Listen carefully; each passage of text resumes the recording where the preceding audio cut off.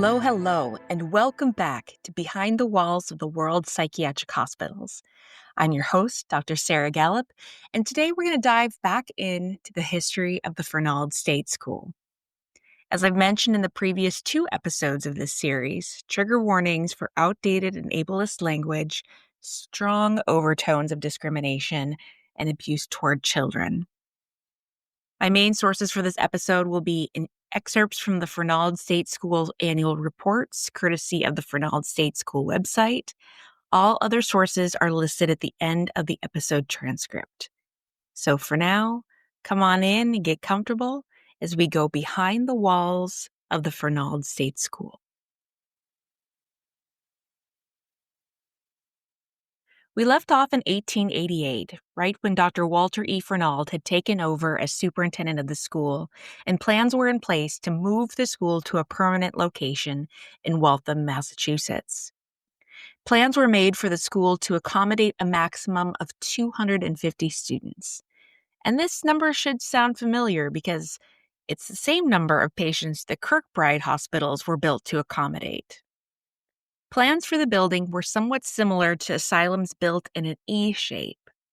This would leave little room for growth as there were already 195 students enrolled at the end of September 1888.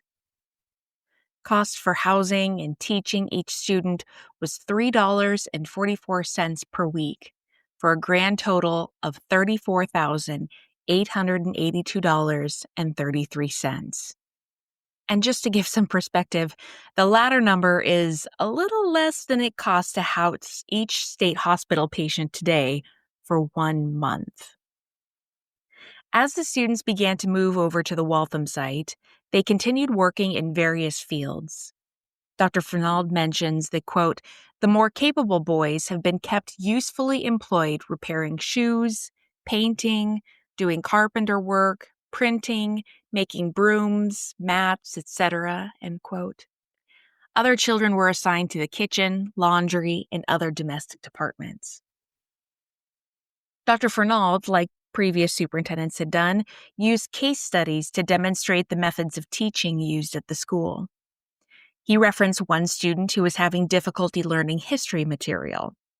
Dr. Fernald explained that he used a picture of Christopher Columbus and taught the boy the old couplet, "In 1492, Columbus crossed the ocean blue."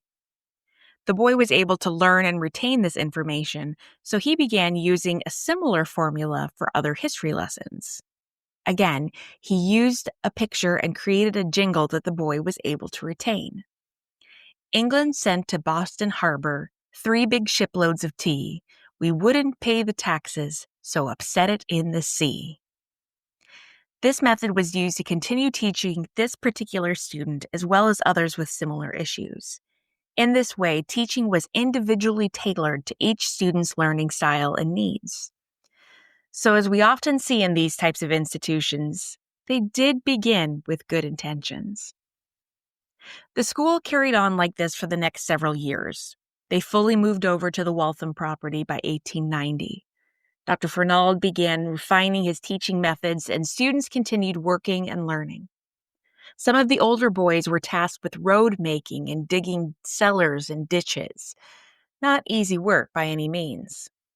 The following years were relatively unremarkable, and the annual reports contained the usual success stories and case studies. By 1891, there were 296 students altogether, 153 at the school, 117 at the asylum, and 24 at the farm. You may be thinking, at the asylum? That was a new addition to the Waltham site and was for very low-functioning students and feeble-minded adults. They received rudimentary schooling lessons, but the main focus was on recreation, exercise, and habit forming. This is what Dr. Fernald had to say about this group.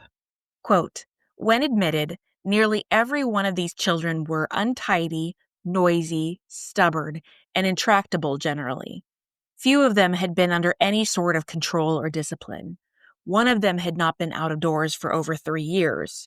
3 had been confined in a barred room at home. Many of them were paralyzed or helpless and could not feed or dress themselves. How to properly care for them was a discouraging problem. The wards were veritable bedlams. End quote.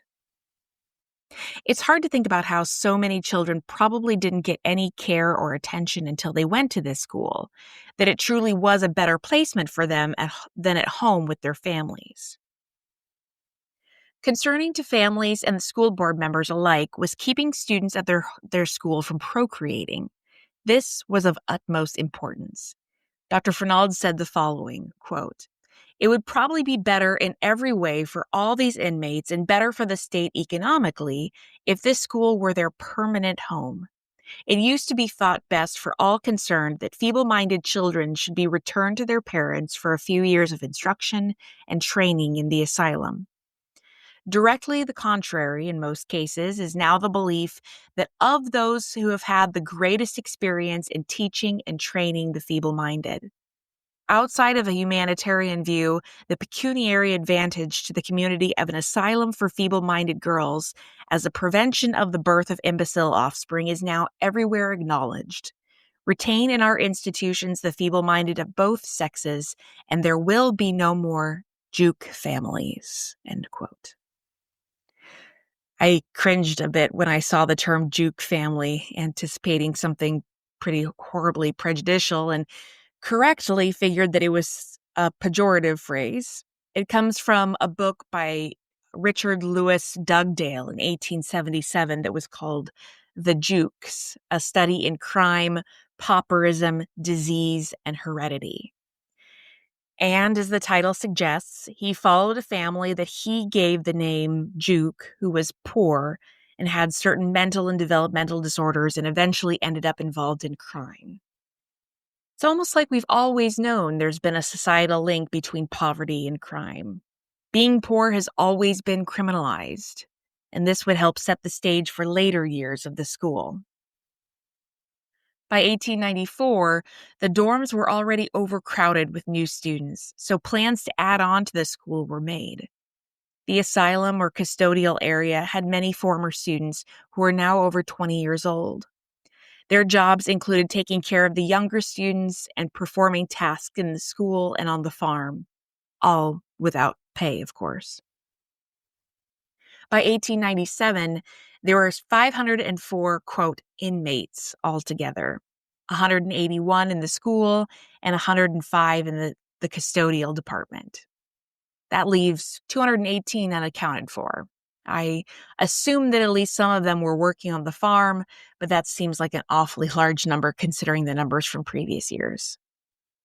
Dr. Fernald described the 1897 to 1898 school year as particularly busy, considering the new construction of buildings, the admission of 125 new students, and the organization of a new department. In just a few years, the school grew dramatically. It was clear that additional residences were needed. The main event of the 1899 to 1900 school year was the acquisition of 1,660 acres of land in Templeton, Massachusetts. This, the trustees said, quote, "marks the beginning of a new era in the life of the school." This was called the Templeton Farm Colony and was the first colony of its kind to house and employ, without pay of course, developmentally disabled adults. And the trustees described it like this, quote, "Our plan for providing for this class does not contemplate the organization of a conventional institution, but the gradual development of an agricultural and industrial community. Our people living in simple, inexpensive dwellings similar to those in other farming communities. This community will eventually have an amusement hall, a sawmill, a grist mill, a tailor shop, a paint shop, etc., every sort of employment and every sort of recreation, everything, in short, that goes to make up the life in a typical country village." End quote. The farm colony would only be available to former students of the Waltham School who had aged out of the facility but still needed a place to be essentially separated from society. The hope was that they could transfer at least 100 older residents from Waltham to Templeton, which would leave more room for the admission of new students. The independent farm colony wasn't entirely philanthropic, however. The adult residents of the farm colony weren't seen as adults. Men were still referred to as boys because, in the words of Dr. Fernald, the feeble-minded were always children. They were viewed as individuals whose only value was through their usefulness. And here's how Dr. Fernald saw them. Quote, aside from the immediate disciplinary and educational value of work, the only possible way that a feeble-minded person can be fitted to lead a harmless, happy, and contented existence after he has grown to adult life is by acquiring in youth the capacity for some form of useful work. End quote. He then goes on to describe how the boys really enjoy picking, quote, thousands of loads of stone and carted them off for road making. Yeah, I'm sure that's exactly how they'd choose to spend their days if given the choice. He goes on, quote, the girls are kept just as busy. In the laundry, they learn to wash, iron, and fold clothes. They do much of the sewing, mending, and darning for our large household. Much of the children's clothing is made in our sewing rooms by our girls. Relays of willing helpers keep our 8 sewing machines busy from morning till night. Every girl at Albright is expected to keep her own clothing in repair. They are taught to wash dishes, make beds, wash windows, polish floors, sweep, dust, etc. The older girls and women are of great assistance in the care of the feeble and helpless children. The instinctive feminine love for children is relatively quite as marked with them as with normal women. End quote. I find a number of faults with this, first being the separation between women with developmental disorders and, quote, normal women. Second, the implication that all women have an instinctual love for children, which simply isn't accurate. Many do, but not all. Obviously, the societal gender norms are clearly at play for both men and women. I should mention here that by the turn of the 20th century, especially after the addition of the Templeton Farm Colony, Dr. Fernald was seen as an expert around the country for the treatment of feeble-minded people. But we're already starting to see differences in the ways that Dr. Fernald is managing the school versus how Dr. Howe imagined the school to be. Remember that Dr. Howe was insistent that the school be kept for students only and that they be discharged around 15 years old. He wanted to keep the numbers of students low to ensure that everyone received adequate attention. Dr. Fernald, on the other hand, believed that returning feeble-minded adolescents and young adults to the community would lead to promiscuity and further perpetuation of feeble-mindedness. He believed keeping them institutionalized would be the only way to keep them, and therefore the community, safe. Of course, we know this by another name now, eugenics. Because both men saw this group of people as not only subhuman, but morally corrupt. Here's how Dr. Fernald describes the entire class of people he works with. Quote, modern usage has sanctioned the use of the term feeble-minded to include all degrees and types of congenital defect, from that of the simply backward boy or girl, and just as a side note, backward here means someone who simply got behind in their study for some reason, like illness or family emergency, but little below the normal standard of intelligence, to the profound idiot, a helpless, speechless, disgusting burden with every degree of deficiency between these extremes. The lack may be so slight as to involve only the ability to properly decide questions of social propriety or conduct, or simply questions of morality, or it may profoundly affect every faculty. End quote. In short, according to Dr. Fernald, having a developmental disorder of some kind meant that they were more likely to get themselves into trouble. In fact, it meant that they were somewhat destined to a life of immorality. He continues on like this, quote, in addition to the cases directly transferred from the reformatories and other institutions, for several years past, we have received an increasing proportion of cases where the moral deficiency is perhaps more pronounced than the mental defect. They seldom make satisfactory progress in schoolwork. They usually have a record of habitual truancy and troublesome conduct in school. They may be idle, thievish, cruel to animals and to smaller children, wantonly and senselessly destructive, and aimlessly lawless generally. They are often precocious sexually and after puberty almost always show marked sexual delinquency or perversion. They are often wonderfully shrewd and crafty in carrying out their plans for mischief. They instinctively seek low company and quickly learn everything that is bad. They have little or no fear of possible consequences in the way of punishment, end quote. Now, to me, in retrospect, this sounds more like conduct disorder, which is a prerequisite for antisocial personality disorder. This includes children having a proclivity for rule breaking and cruelty to others. It doesn't sound characteristic of any developmental disorder, but this is what Dr. Fernald believed, that his students were more likely to have criminal and sexual deviancies. He deeply believed that having flawed cognition equated to having flawed morals. And as the years went on, this belief only intensified. In fact, some of these beliefs meandered their way into the school's annual reports as the years went on. In the 1902 to 1903 annual report, Dr. Fernald wrote, quote, "The great army of police court chronic criminals, vagrants, and low prostitutes is largely recruited from this class of so-called moral imbeciles. They are not benefited by punishment. At an early age, they should be recognized and permanently taken out of the community," end quote. That's kind of a scary thought to think of for children, but it's one that Dr. Fernald believed wholeheartedly. He was also concerned that this new class of moral imbeciles would pose a risk to other students, and for once, with just cause. He mentioned an incident that occurred in 1904. Quote, "One of our feeble-minded charges, who was more or less restless at night, pounding her head and arms on her bed, was taken out of bed by two other inmates and drowned in a bathtub. When the night attendant came into the ward from the ward below where she had been on her round of duty, all was quiet, and the girls who had done the deed were feigning sleep in their own beds. Every reasonable precaution is taken to prevent accidental drowning by the removal of the key to the faucets and the stoppers in the tubs. In some way, these girls got the key to the faucet and stuffed a towel into the escape pipe, filled the tub, and put in the girl who had disturbed their sleep. They did not seem to be conscious of the crime they had committed.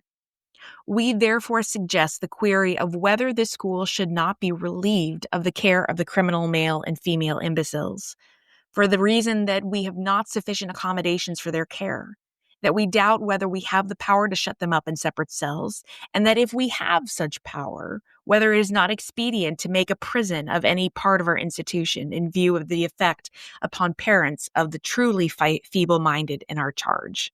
End quote. This, of course, was a situation that most insane asylums were dealing with at the same time. How do we take care of and or separate the criminally insane from the non-criminally insane? And how do we do that when there's no money to invest anywhere? Criminal or not, Dr. Fernald believed in segregating the intellectually disabled from the rest of society, so the number of students and custodial adults continued to grow rapidly. By the 1904 to 1905 school year, the total number of students at the school and at the colony farm surpassed 1,000. There were new building projects around the two properties, and, very excitingly, one of the former matrons of the school, Miss Annie Wallace, returned to the school as Dr. Anna Wallace, physician. She had previously served in her role as matron for many years and left to go to medical school so that she could better serve the students in a different capacity. Way to go, Dr. Wallace. Within the next few years, the school further expanded its facilities, student dormitories, and employee housing. I should add here that the school seemed to get a lot of the money that it requested from the legislature.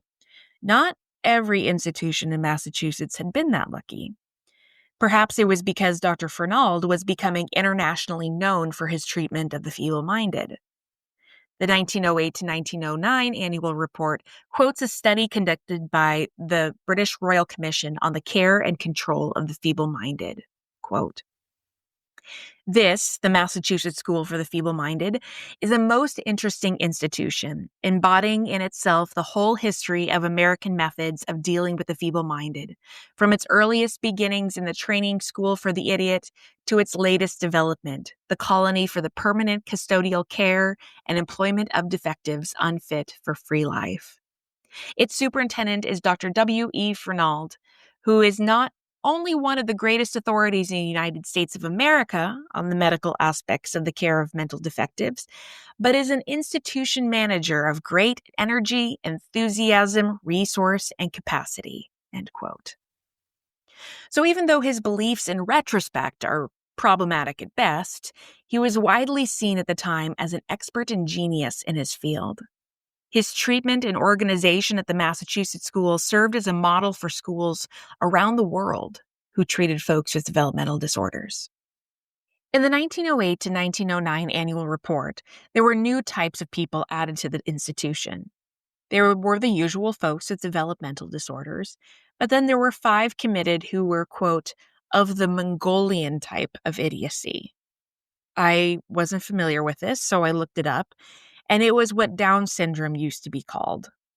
Per usual, these original names were super problematic and, in this case, racist. Also included was one person who had committed homicide, a lesbian and gay couple, and about 10 adolescents who had been sent by the juvenile criminal courts. So the reasons for admission were, let's say, expanding. The age range was as well. Although the exact ages weren't listed, they had 9 patients under age of 5 and 6 patients over the age of 50. The largest amount of patients were between the ages of 10 to 20 years. By 1910, there were 1,430 total patients, 1,200 at the school and 230 at the Templeton colony. It was in the 1910 to 1911 annual report that Dr. Fernald coined a term he would be later known for better and for worse. Here's how he described a class of patients that came in with low cognitive functioning and high antisocial and criminal behavior. Quote, "The term feeble-minded is misleading and does not fully describe and designate this special class. The legal definitions and precedents relating to the ordinary cases of feeble-mindedness are ineffective and inadequate for this purpose. The combination of mental defect and irresponsibility with the criminal propensities of this class would well be expressed by the term defective delinquent." End quote. It was Fernald's belief that these, quote, defective delinquents needed to be separated into their own institution, somewhere with better security, where they could be permanently housed away from society. Dr. Fernald believed that there were at least 28 defective delinquents at the school for whom regular methods of discipline and control did not work. He described them as insubordinate, incorrigible, and assaultive. Interestingly, however, he noted, quote, "This particular group is made up of desperate, hardened women who are manifestly out of place in an institution for the care of the feeble-minded." End quote. I'm going to go ahead and speculate wildly that these women probably came from traumatic backgrounds and most likely had been victims of abuse. Hardening the discipline and locking them away permanently would probably only exacerbate their behavior. But of course, they didn't know that back then. I've mentioned several times that Dr. Fernald was an advocate for eugenics. Now, interestingly, the term eugenics had only recently come into vogue, so to speak, when it first appeared in the Journal and other medical journals in 1906. Eugenics became a frequent talking point brought up in the journal and among medical scholars. Around this time, Dr. Fernald was part of a eugenics board in Massachusetts. So he wasn't just interested in eugenics, he was part of it. When eugenics was first brought up as a medical concept, it was used as part of a nationalist movement. There were better baby contests where people submitted their infants as contestants to see who had the best features. The best features, of course, being white skin, blonde hair, and blue eyes. In rare cases, according to eugenics scholar Paul A. Lombardo, these better baby contests led to later marriage arrangements. A later but similar contest was called Fitter Families for Future Firesides. Of course, the dark side of eugenics is better known. There were immigration restrictions placed upon, quote, inferior races, the prohibition of interracial marriages, and, even more problematic, fringe groups that called for the extermination of, quote, defective newborns. It was in 1911 that Massachusetts faced a major decision regarding eugenics. According to Alex Green, who wrote a biography on Dr. Fernald, quote, in 1911, it looked like Massachusetts was poised to join dozens of other states that were introducing and passing laws ordering the forced sterilization of so-called defectives. The sudden explosion of these laws was no accident. In the first decade of the 1900s, new discoveries about genetics were used to give a veneer of respectability to the pseudosciences of eugenics and intelligence testing. Both fields gained a huge following among middle and upper class Americans who believed their station in life was preordained by their biological superiority and that their social responsibility was to intervene on behalf of nature to ensure that only the best traits were passed down to the next generation. To accomplish these eugenic goals, they pushed for the segregation and sterilization of the disabled, and over time, they extended their definition of disability to include everything from sexual promiscuity to race. These ideas were particularly appealing in Massachusetts, a center for American medicine, technology, and business. From high society to the halls of Harvard, eugenics drew supporters including the prominent neurologist William Bullard, IQ testing pioneer Robert Yerkes, and Alexander Graham Bell, the Washington-based former principal of the Boston School for Deaf Mutes and inventor of the telephone. Walter E. Fernald kept company with them all. End quote. As Alex Green referenced in this passage, the use of IQ testing was encouraged in order to determine Fernald's concept of delinquent deficiency. The students were, as Green mentions, essentially a captive audience for this testing and were forced to undergo it. In May 1911, there was a large conference that included physicians and prominent eugenics leaders in Massachusetts. There, according to Green, they were working to develop, quote, a platform that would have made Massachusetts the world's testing ground for, quote, purging the blood of the American people of the handicapping and deteriorating influences of these antisocial classes, end quote. In short, they were meeting to legalize the sterilization of anyone who didn't fit societal norms, such as the over 1,400 patients residing at the Massachusetts School for the Feeble-Minded. But Dr. Fernald wasn't at that conference. In fact, he strongly opposed forced sterilization.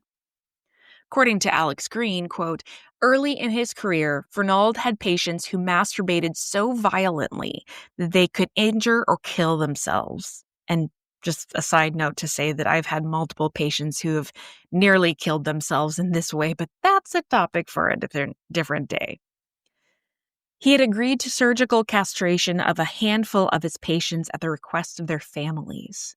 For the rest of his life, he was haunted by the catastrophic psychological impact of the procedure on his patients.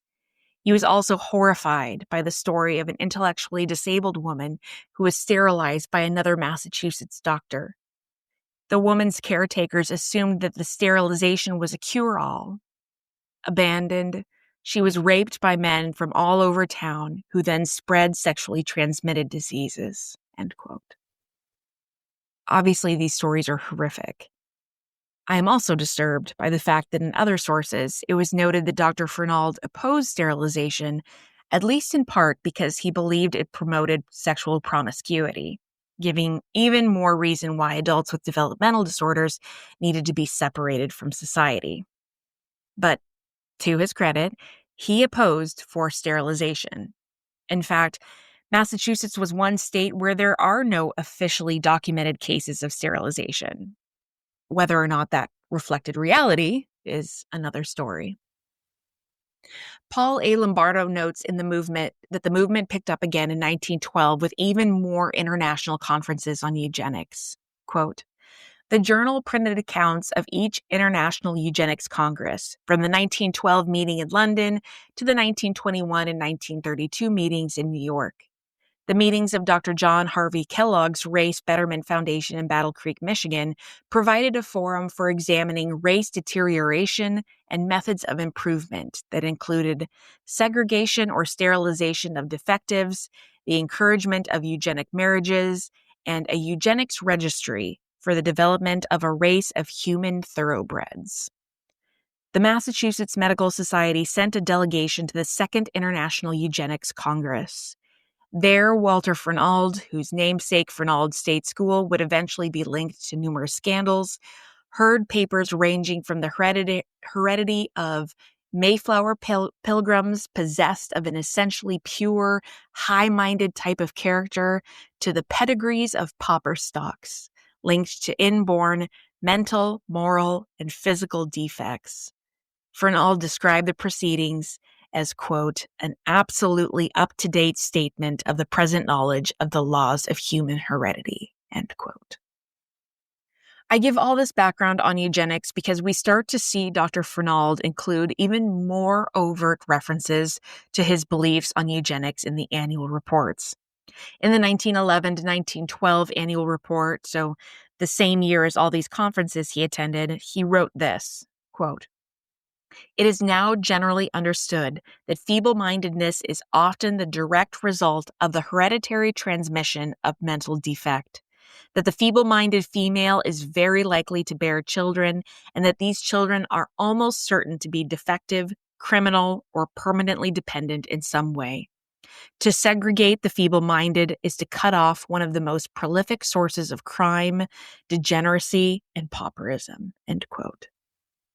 So permanently institutionalizing women with developmental disorders was the only guaranteed way to make sure they wouldn't procreate and thus continue their lineage of undesirable traits. Got it. I'm actually going to pause this story here because discussing Dr. Fernald's beliefs on eugenics is going to set up for the next horrifying part of the story. I know I've said this in every episode so far, but the worst is still yet to come. And eugenics is already pretty darn bad, so stay tuned for more. As always, thank you for listening. I'm making a slight change to my recording schedule, which you may have already noticed. In an effort to continue to keep this show sustainable for me, I'm going to start recording every other week. That way I have enough time to research and write before I record. I know I've mentioned it before, but putting together each episode takes quite a bit of work, and I want to make sure that I continue to put out high-quality episodes for you.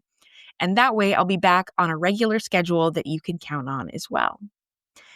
If you like the show and haven't done so already, please make sure that you rate, review, and subscribe wherever you are listening, but especially if that's on Apple Podcasts.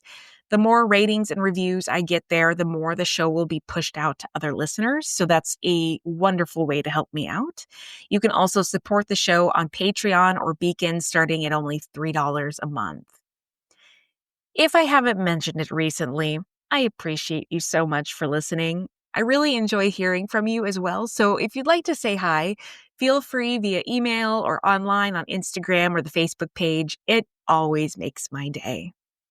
And of course, remember the words of Maya Angelou. Do the best you can until you know better. And then when you know better, do better. Until next time. Thank you so much for listening to Behind the Walls of the World Psychiatric Hospitals. Once again, I'm your host, Dr. Sarah Gallup. Cover image is by Christopher Payne. Check out my website at behindthewallspodcast.buzzsprout.com. Follow the podcast and learn more on Facebook at Behind the Walls Podcast and Instagram at Behind the Walls Pod. For questions or recommendations, email me at behindthewallspodcast@gmail.com. You can find new episodes every Monday on Amazon Podcasts, Spotify, Stitcher, or wherever you're listening right now. If you like the show, please rate, review, and subscribe on Apple Podcasts. It helps other people find and listen to the show, and I would be so grateful. Please stay tuned for more episodes of Behind the Walls of the World Psychiatric Hospitals. Until next time.